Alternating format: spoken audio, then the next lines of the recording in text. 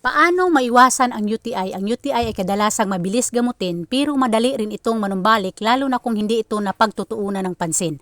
Sundan ang mga sumusunod upang makaiwas dito. Number 1, pagkain at nutrisyon. Uminom ng 8 hanggang 8 basong tubig araw-araw. Makatulong ito sa normal na dalas ng pag-ihi.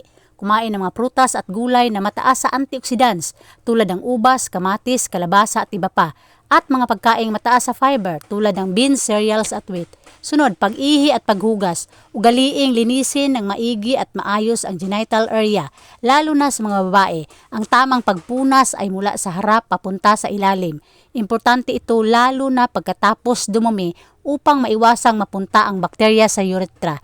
Ugaliing umihi bago at pagkatapos ng pakikipagtalik upang matanggal ang mga bakterya na posibleng pumasok sa urethra.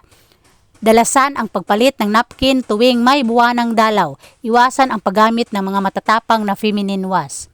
Sunod, birth control. Sa mga babaeng gumagamit ng diaphragm, kumonsulta sa doktor upang malaman kung magdudulot ito ng impeksyon. Iwasan ang paggamit ng spermicidal condom. Sunod, pananamit. Ugaliing magsuot ng mga underwear na gawa sa kuton. Iwasan ang pagsuot ng mga masisikip na damit. So kung nagustuhan mo ang video na ito, please paki-like, paki-share at paki-follow na rin.